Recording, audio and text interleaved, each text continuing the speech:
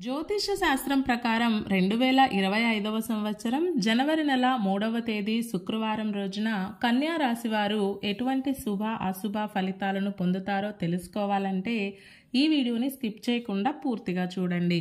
అలాగే బుధుడి యొక్క రాశి మార్పు ప్రభావం మీపై ఎలా ఉంటుందో కూడా తెలుసుకుందాం.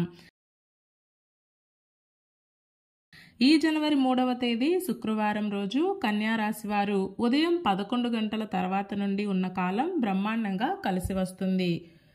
అందుకే ఈరోజు మీకు ఎలాంటి ముఖ్యమైన పనులు ఉన్నా సరే 11 గంటల తర్వాత నుండి చేసుకోండి.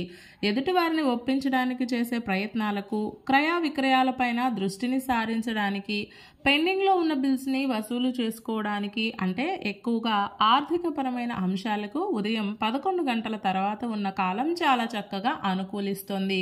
వృత్తి, ఉద్యోగ మరియు వ్యాపారాల పరంగా ఒత్తిడి అనేది కొంచెం తగ్గుతూ వెళ్తుంది. ఏ పని చేసినా సమర్థవంతంగా పూర్తి చేస్తారు. విద్యార్థులకు అనుకూలంగా ఉంది. స్త్రీలకు యోగదాయకంగా ఉంటుంది. బుధుడి యొక్క రాశి మార్పు కారణంగా కన్యా రాశి వారు బలంగా మారుతారు. థాట్స్ బాగుంటాయి. మీ సలహాలు మరియు సూచనలు ఇతరులకు చక్కగా ఉపయోగపడతాయి. ఎదుటివారు మీ వలన ఉన్నత స్థాయికి వెళ్లే అవకాశం ఉంది. సౌకర్యాలను సమకూర్చుకుంటారు. ఉన్నంతలో ప్రశాంతంగా ఉంటారు. మీ సామర్థ్యం పెరుగుతుంది. తల్లిదండ్రుల యొక్క ఆరోగ్యం విషయంలో కాస్త జాగ్రత్తగా ఉండాలి. వాస్తు సామాగ్రిని కొనుగోలు చేస్తారు. వాహన యోగాన్ని కలిగి ఉంటారు. గౌరవ మర్యాదలను కలిగి ఉంటారు. ఆత్మ సంతృప్తి లభిస్తుంది. ప్రయాణాల వలన ఊరట లభిస్తుంది. సంతోషం కలుగుతుంది. మొత్తం మీద బుధుడి యొక్క రాశి మార్పు మీకు మంచి సత్ఫలితాలను ఇస్తోంది. ఈ ఫలితాలు మీకు జనవరి 24 లోపు తారసపడతాయి. ఇక ఈ శుక్రవారం రోజు కన్యా రాశి వారు ఆరెంజ్ రంగు దుస్తులను ధరించకండి.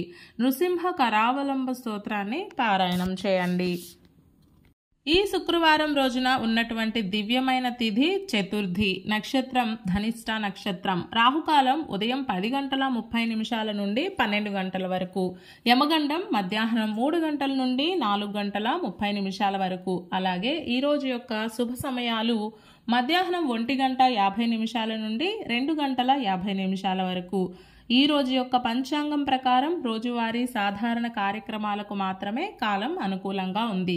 ఈ రోజంతా శుభప్రదంగా సాగడానికి, అన్ని పనులు సక్రమంగా పూర్తి కావడానికి, అలాగే విజయం పొందడానికి ఉదయం వేళ గణపతి సహస్రనామ స్తోత్రం పారాయణ చేసి వినాయక స్వామి వారికి బెల్లం ముక్కను నైవేద్యంగా సమర్పించి ఆ తరువాత దినచర్యను ప్రారంభం చేయండి. ఇలా చేస్తే అంతా శుభమే కలుగుతుంది.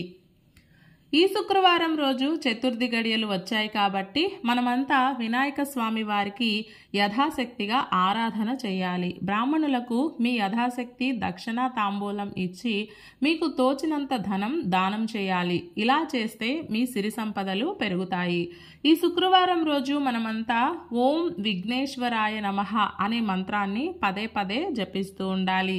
ఈ శుక్రవారం రోజు మహాలక్ష్మీదేవికి కమల పుష్పాలను సమర్పించి కమలవత్తులతో దీపారాధన చేసి ఆరాధన చేస్తే కుటుంబ సభ్యుల మధ్య ప్రేమానురాగాలు పెరుగుతాయి. అలాగే కుటుంబంలో మానసిక ప్రశాంతత కొలువై ఉంటుంది.